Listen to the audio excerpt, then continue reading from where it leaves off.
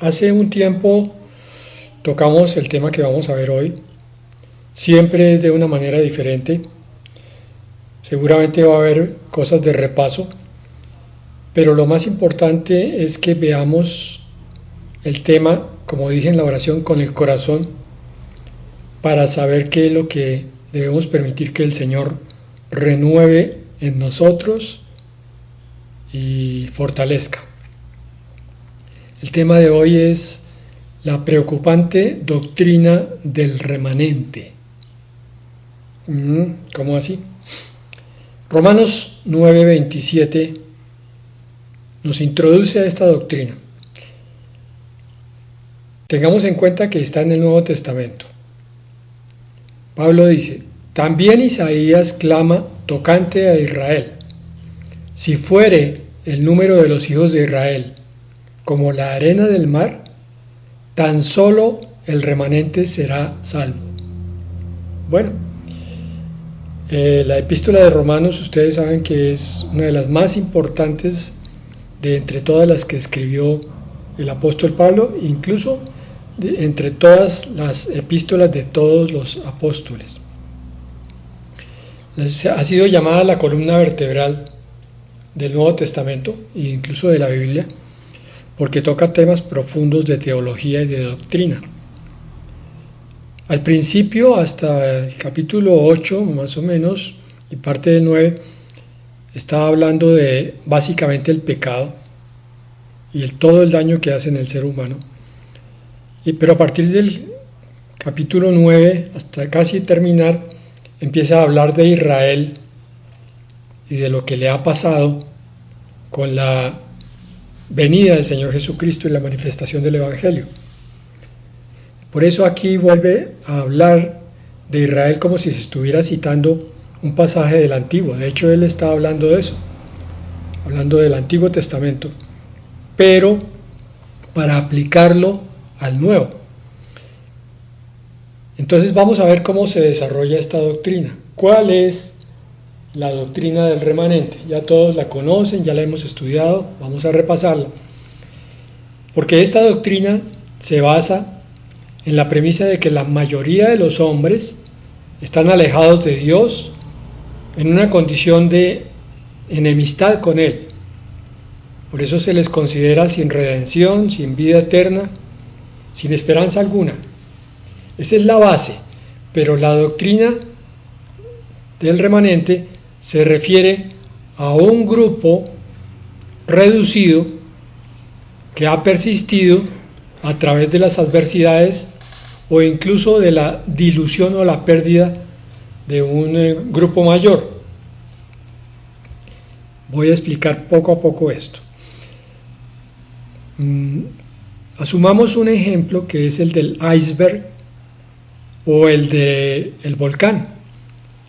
Dicen los científicos que el iceberg es una gran masa de hielo que flota en el agua marina por causa de la densidad y de otras fuerzas del desplazamiento. Entonces solamente una décima parte del iceberg está a la vista. Y lo mismo ocurre con el volcán, cuyo cono es lo que podemos apreciar directamente, pero la caldera que contiene toda la lava, la magma, o el magma mejor, es una cosa mucho más grande, mucho más profunda, que no se ve. Esa es la razón por la que es tan peligroso tanto estrellarse contra un iceberg como la explosión de un volcán, la erupción, por lo que no se ve. Bueno, si consideramos entonces al pueblo de Dios como un iceberg o como un volcán, vamos a ver que hay siempre una porción pequeña, visible, palpable desde el punto de vista espiritual, y otra que no lo es tanto, espiritualmente hablando, me refiero a eso, no mundanamente hablando. Porque en el mundo, pues obviamente lo que se ve es una multitud de cristianos que están llenando iglesias en gran cantidad y en gran explosión, de forma tal que hoy iglesias cristianas hay casi, como se dice un poco folclóricamente, casi una iglesia por cuadra, bien sea pequeña, mediana o grande. Lo que ocurre es que dentro de cada iglesia se presenta el fenómeno del volcán o el fenómeno del iceberg. Esto significa que hay una pequeña porción de la humanidad que en teoría va a ser salva y va a llegar a las iglesias. Pero de esa multitud que está en las iglesias, hay un grupo donde hay muchos infieles y de allí entonces queda un pequeño remanente que es santificado, que sería entonces la porción visible del iceberg o el cono del volcán. La gran masa que no es fiel a las cosas del Señor es la parte invisible de la iglesia, invisible para los ojos de Dios. El texto de Romanos 9:27 habla de Israel, pero expone la doctrina como algo que podemos nosotros aplicar a toda la raza humana según lo que acabamos de ver, y además a la iglesia. Vemos que hay un remanente de la humanidad que pasa a salvación, por lo menos aparente, y de ese grupo de salvos solamente un remanente pasa a santificación. Vamos a exponer entonces todo esto de una manera un poco cruda al principio, pero para tomar en forma reflexiva hacia el final de esta enseñanza. O sea, la parte dura es al principio. La teoría del remanente es cierta entre todas las naciones antes de Abraham. Ustedes saben que Abraham fue el llamado de entre los impíos para formar un pueblo para Dios. Sin embargo, de ese pueblo para Dios solamente unos pocos fueron fieles. Por tanto, eso fue también cierto para Israel después de Abraham. Pasó con la nación de Israel. Solamente unos pocos se mantuvieron en obediencia. Y esto es igualmente cierto para la iglesia que se inició en Pentecostés. Siempre han venido a los pies del Señor multitudes, pero de esas multitudes la fidelidad es cuestionable en una gran mayoría. Romanos 11, versículos 2 al 6, nos lo muestra de esta manera. Dios no desechó a su pueblo, al cual conoció desde el principio. ¿No saben ustedes lo que dice la Escritura acerca de Elías, de cómo invocó a Dios contra Israel, cuando dijo: Señor, han dado muerte a tus profetas y han derribado tus altares, solo yo he quedado y procuran matarme? ¿Y cuál fue la respuesta divina? Me he reservado 7,000 hombres que no han doblado la rodilla delante de Baal. Este versículo 4 es clave. En aquella época, el Señor siempre solía hacer lo mismo. Siempre Él tomaba en sus manos la vida y el espíritu de unos cuantos fieles. Se los reserva para Él. No sabemos cuál era la población en ese momento de Israel. Se suponía que todo Israel era el pueblo de Dios. Pero de ese pueblo solo un remanente de 7,000, probablemente 7,001 con Elías, no habían doblado la rodilla delante del dios pagano Baal. Continúa este pasaje, versículo 5, de la misma manera, aún en este tiempo ha quedado un remanente escogido por gracia. Eso es clave. No habla solamente de Israel, habla de todo el pueblo de Dios, la iglesia también. Porque miren cómo continúa en el versículo 6, dice: ha quedado un remanente escogido por gracia, y si es por gracia, ya no es por obras. De otra manera, la gracia ya no sería gracia, y si fuera por obras, ya no sería gracia. De otra manera, la obra ya no es obra. Esto es vital, porque la apostasía que vemos hoy en día está tomando fuerza. Pareciera que se hubiera debilitado un poco el movimiento de la prosperidad, pero ahora está tomando como un turbión de fuerza la el judeomesianismo, la judaización del Evangelio del Señor Jesucristo. La parte de gracia está siendo arrebatada violentamente hacia la tierra, de forma tal que se le está mezclando nuevamente con la ley, porque pareciera que el Señor Jesucristo no es suficiente con su sacrificio redentor en la cruz para hacer salvos a aquellos que crean en Él y para santificarlos, y entonces, según estos judaizantes, hay que empezar a hacer obras de ley, ponerse kirpa, vestimentas judías, guardar fiestas, guardar Shabbat y otra cantidad de cosas que no son posible cumplirlas literalmente como dice el Antiguo Testamento. Se los he recordado a ustedes varias veces. No es posible por una sencilla razón. Para que se pudiera cumplir se necesitaría que hubiera un templo presente, y entonces todos los que se declararan judíos o judaizantes tendrían que visitar al menos una vez al año a Jerusalén en el templo. Como no es posible hacer eso para llevar las ofrendas, entonces el resto de las obras de la ley no tienen sentido ni propósito. Pero es tanta la ceguera que eso no lo ven. Por eso dice aquí, si es por gracia, ya no es por obras, ya no es por ley, no es por mandatos. De otra manera, la gracia ya no sería gracia. La gracia es la que viene a nuestra vida y nos llena de poder para cumplir los mandamientos del Señor. El no matarás no es porque nos obliguemos en obediencia, sino porque nace de nosotros más bien trabajar por la vida en vez de por la muerte. Y así con el resto de los mandamientos. Toda la ley es cumplida en la gracia. Los judaizantes alegan que no, que eso no es así. Pero lo está planteando claramente Pablo en el Nuevo Testamento.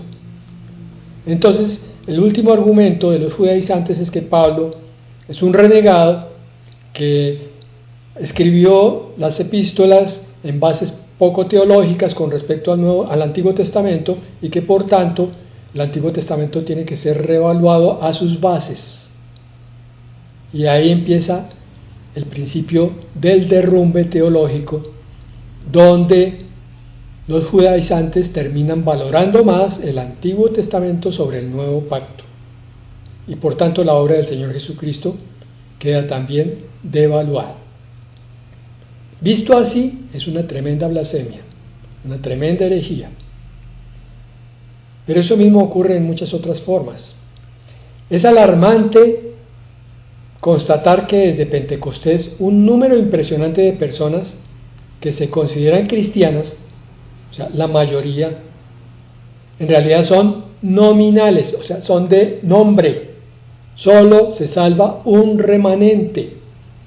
Es lo que queremos recordar hoy.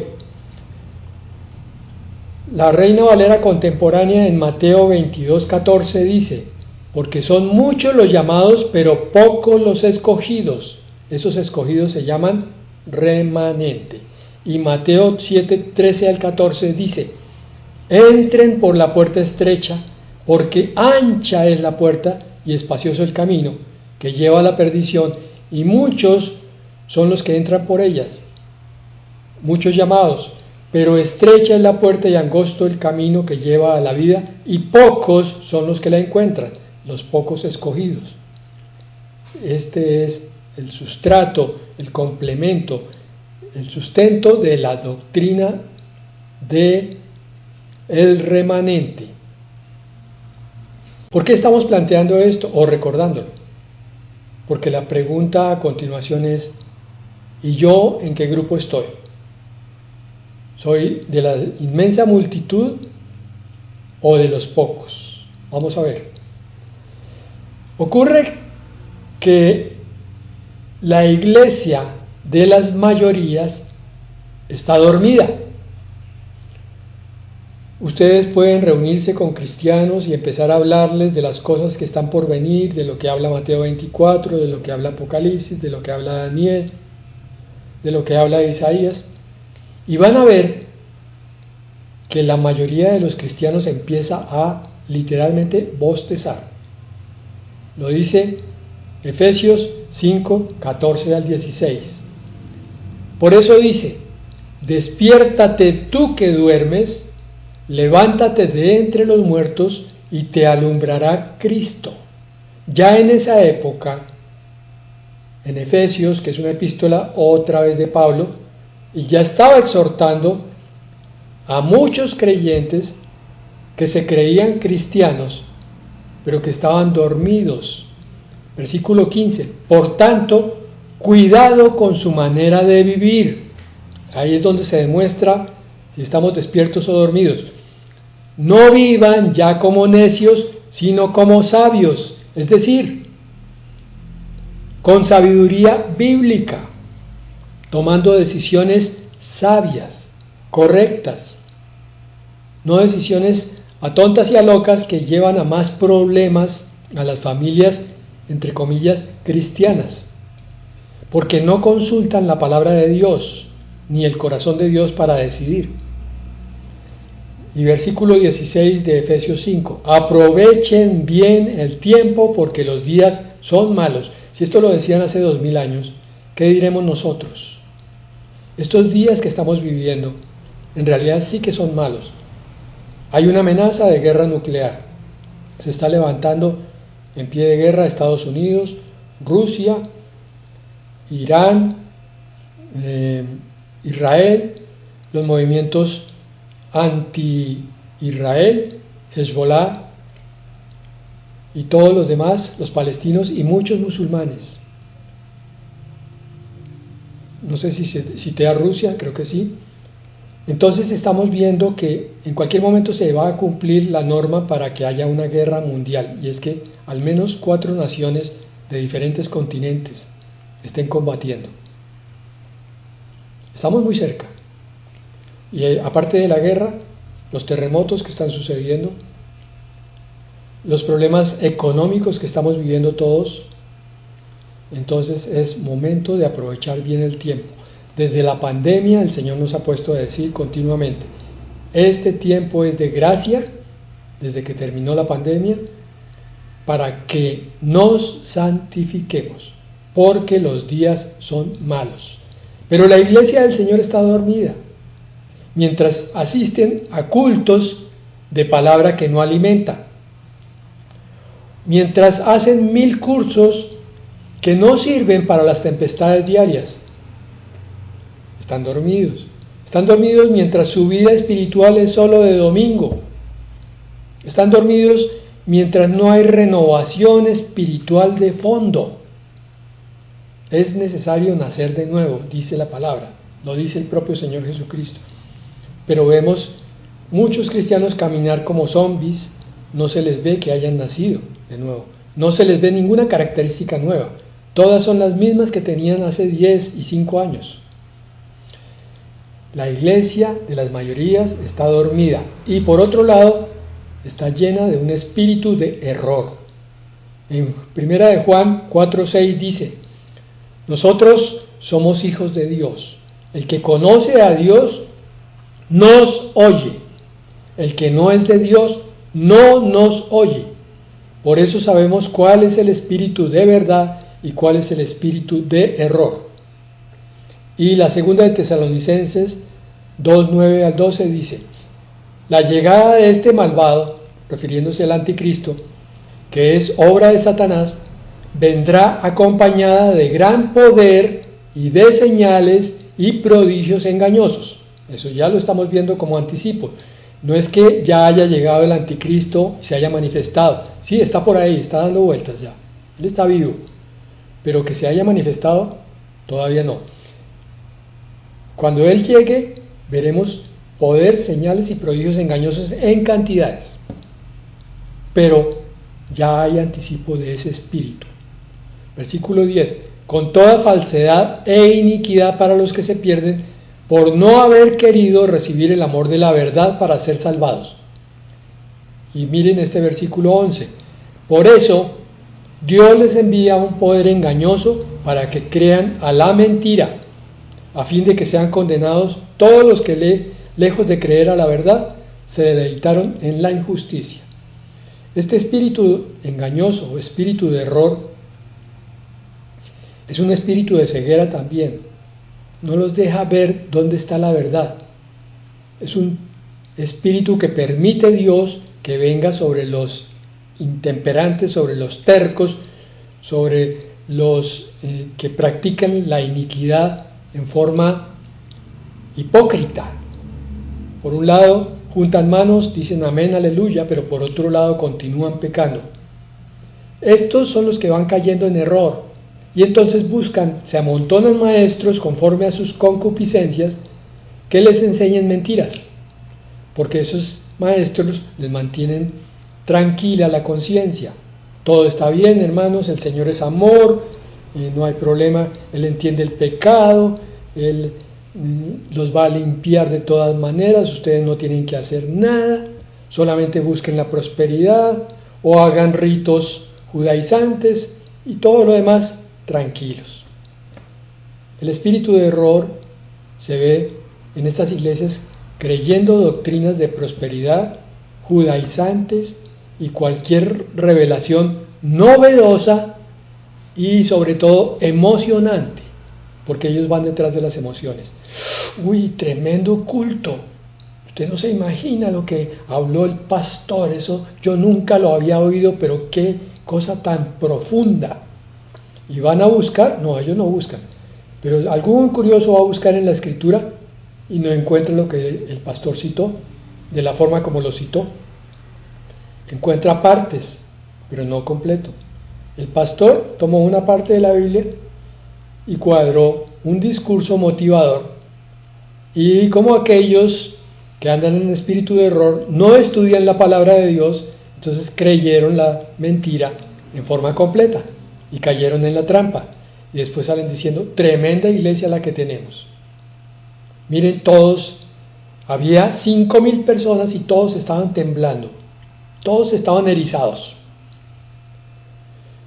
Ese espíritu de error se ve en las iglesias que están viviendo en el mundo mientras oyen sermones. Van un tiempo para calmar conciencia, pero el resto de su vida es como el resto del mundo. Y viviendo confundidos en sus problemas y sin poder vivir el poder de Dios, porque no se les ha enseñado y ellos no han querido creer, que es por fe, que es descubrir al Señor que mora en el corazón, que es humildad ante ese Señor, es obediencia ante el Señor. Y entonces el Señor empieza a obrar en los espíritus realmente dispuestos. Ahora vamos a mirar entonces en forma alternativa la doctrina del remanente, ya no con tanta crudeza. ¿Qué significa entonces que la mayoría de la humanidad está separada de Dios? La doctrina del remanente nos habla de una realidad, que la gran mayoría de las personas están alejadas de Dios, sí, pero este concepto, que parece duro, nos puede invitar a reflexionar sobre la necesidad de la santificación personal y el papel importantísimo de la fe y del amor en nuestras vidas. El propósito de la enseñanza hoy es este: que tú medites, hermano, y yo también, en qué tanto estamos sometidos a la obra santificadora del Espíritu Santo. ¿Qué tanta fe está creciendo continuamente en nosotros? Hoy tenemos más fe que ayer. ¿Qué tanto amor se está expresando en nuestras vidas cristianas? Expresado como preocupación por el necesitado, como oración, como ofrenda para el necesitado, de cualquier cosa, ofrenda de tiempo, ofrenda de lectura, ofrenda de apoyo y ofrenda económica para el necesitado. Porque la iglesia no puede estar congelada en sus sillas simplemente oyendo sermones. Tiene que expresarse la santidad a través de la fe y del amor. Perdónenme que me repita. ¿Qué es el remanente? El término remanente se refiere a un pequeño grupo que permanece fiel a Dios a pesar de las dificultades y la apostasía que lo rodea. Bueno, ya podemos empezar a aclarar nuestra postura personal, individual. ¿Nos mantenemos fieles a Dios? A pesar de todo lo que nos digan, de todas las circunstancias que se oponen, de todas las montañas que se levantan, de la crítica, de la persecución venidera. El remanente es como un fragmento que resiste en medio de la confusión, un resto que se mantiene firme en sus convicciones. ¿De cuál confusión? La confusión de las mayorías. Ustedes van a una iglesia de mayorías y hablen con 10 y van a ver que 1 o 2 son los que tienen el concepto claro de qué es la vida cristiana. El resto no saben ni por qué se bautizan, ni por qué se casan, ni cómo es un matrimonio cristiano, ni cómo es un culto cristiano. ¿Lo ven? Sí, eso empieza con unos avisos, después sigue una alabanza, o después de la alabanza los avisos, después la palabra y termina con alabanzas. Eso es un culto. ¿Y usted a qué viene, hermano? Pues no sé, se parece mucho a la misa, pero creo que vengo es a buscar a Dios. ¿Usted está seguro de eso? ¿Y Dios no está en su corazón? Y entonces, ¿cómo hace? Y se confunden. Pero entonces, ¿para qué vengo a culto si lo tengo en mi corazón? Hermano, es que hay que hacer las dos cosas. Bueno, hay un principio universal, y es que la doctrina del remanente no se limita a un solo grupo o a una sola época. Se aplica a todo el llamado pueblo de Dios, desde las naciones antes de Abraham hasta la iglesia después de Pentecostés. Incluso en el seno del cristianismo encontramos que solo un remanente vive realmente de acuerdo a las enseñanzas de Cristo. ¿Tú? Amén. Di, yo quiero vivir conforme a las enseñanzas del Señor, así el resto de mis hermanos no lo esté haciendo. No me interesa. No me interesa ser aceptado por mayorías, me interesa ser aceptado por mi Cristo. Es alarmante observar que desde Pentecostés la mayoría de las personas que se consideran pueblo de Dios son solo cristianos de nombre, sin una fe profunda y verdadera. ¿Cómo está tu fe hoy? ¿Sientes que está creciendo? Amén. ¿Sientes que hoy puedes dar un paso más contra los Goliat? Amén. Esta realidad nos invita a reflexionar entonces sobre nuestra propia fe, a examinarnos y asegurarnos de que no solo seamos cristianos de tradiciones, sino de corazón. Dije examinarnos y dije asegurarnos de que tenemos la verdadera fe viviendo en nosotros y que nosotros la estamos siguiendo. El verdadero creyente hace examen de su vida espiritual continuamente. Entonces, en lugar de presentar la doctrina del remanente como una afirmación cruda y dura, como estaba al principio, podemos verla como una llamada para cambios, un recordatorio de la importancia de la fe y la fidelidad a Dios. Y entonces vamos a recordar el pasaje de Apocalipsis, capítulo 3, versículos 8 al 12, que hace parte de la carta a la iglesia de Filadelfia, una iglesia fiel en medio de las dificultades. Dije versículos 8 al 12. Yo conozco tus obras. He aquí he puesto delante de ti una puerta abierta, la cual nadie puede cerrar. Esa puerta puede ser muchas cosas. Puede ser la palabra como pan fresco, que te sacia y te alimenta, te nutre y te fortalece. Puede ser la fe que el Señor envía como regalo del cielo, don del cielo. Puede ser la presencia del Señor en tu vida a medida que vas viviendo cada vez más y más en confianza. Estás sintiendo cada vez más real a tu Dios. Hay muchas puertas abiertas, por eso el Señor aquí no dice una específica. Porque aunque tienes poca fuerza, has guardado mi palabra y no has negado mi nombre. Este es el punto crucial. 7 iglesias, de las cuales solo 2 reciben un elogio de parte del Señor, y esta es una de ellas. La otra iglesia también era una iglesia pequeña, perseguida, sin fuerza. Esta también. Entonces no es garantía que una iglesia sea grande y sea el receptáculo de la verdad. De pronto es más bien al revés, por lo menos bíblicamente. Iglesias de poca fuerza, pero que son fieles hasta la muerte. He aquí yo entrego de la sinagoga de Satanás a los que se dicen ser judíos y no lo son, sino que mienten. He aquí yo haré que vengan y se postren a tus pies y reconozcan que yo te he amado. De esos religiosos, de esos judaizantes, muchos van a llegar, o algunos por lo menos, y decir, estaba equivocado, ahora vengo a buscar la verdad, porque usted, hermano, parece que la encontró. Versículo 10, mira esto, este y el 11. Por cuanto has guardado la palabra de mi paciencia, o sea, has sido fiel, yo también te guardaré de la hora de la prueba que ha de venir sobre el mundo entero para probar a los que moran sobre la tierra.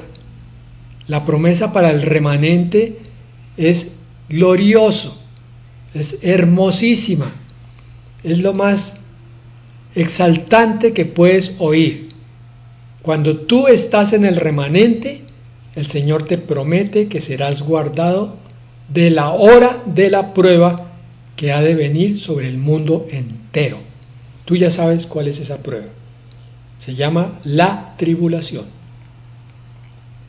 Porque viene para probar a todos los que moran sobre la tierra, pero es que tú tienes nacionalidad celestial. Tú no moras en la tierra, tú vives en el cielo ya. Versículo 11. He aquí yo vengo pronto, retén lo que tienes para que ninguno tome tu corona. Por eso es necesario recordar la palabra que ya hemos estudiado de tantas maneras. Porque aquí el Señor nos está diciendo, yo ya vengo, muy pronto, y entonces tú tienes que estar listo. Por eso mantente en el remanente. Retén lo que tienes, la fe, la esperanza, la fidelidad, la palabra viva, y aliméntate con ella. No busques pan duro, alimento que no sacia, en partes donde te predican, pero solamente te citan una porción de la palabra y el resto es invención de hombres, para que ninguno tome tu corona, la corona con la que vas a estar reinando con Cristo. Al que venciere yo le haré columna en el templo de mi Dios y nunca más saldrá de allí, y escribiré sobre él el nombre de mi Dios y el nombre de la ciudad de mi Dios, la nueva Jerusalén, la cual desciende del cielo de mi Dios, y mi nombre nuevo. Esta promesa se extiende hasta la eternidad. El que venza no solamente va a ser salvado de la hora de la prueba, sino que va a ver la venida de la nueva Jerusalén y va a vivir en ella. Vale la pena pertenecer a ese remanente. Conclusión. Entonces, el remanente es un pequeño grupo, pero una gran esperanza. La doctrina del remanente nos recuerda que incluso en tiempos oscuros siempre hay un grupo fiel que mantiene viva la llama de la fe. Tú, hermano. Este pequeño grupo, aunque minoritario, representa una gran esperanza para la creación, porque el grupo remanente es el grupo del plan divino. Es el grupo que va a reinar sobre la tierra y sobre el universo. El grupo que va a recibir la herencia de Cristo. Es el grupo de fidelidad en la adversidad. El remanente no solo se define por su número, que es pequeño, sino por su compromiso inquebrantable con Dios. Son personas que perseveran en la fe a pesar de las dificultades y la oposición. Y el remanente también es un llamado a la autenticidad. Esta doctrina nos cuestiona a todos porque nos invita a examinar nuestra propia fe y preguntarnos si realmente estamos viviendo como cristianos auténticos. Entonces, para terminar, la doctrina del remanente, aunque desafiante, nos ofrece una perspectiva profunda sobre la complicada, la frágil condición humana y lo importante que es la fe. Cuando la miramos desde otros puntos de vista, podemos encontrar inspiración y motivación para fortalecernos en nuestra relación con Dios. Y ese es el propósito final. Que tú tengas, a través de la palabra de hoy, una relación más cercana, más íntima, más profunda con tu Señor, que es el que finalmente te sostiene hasta el tiempo que sea necesario. Amén y amén.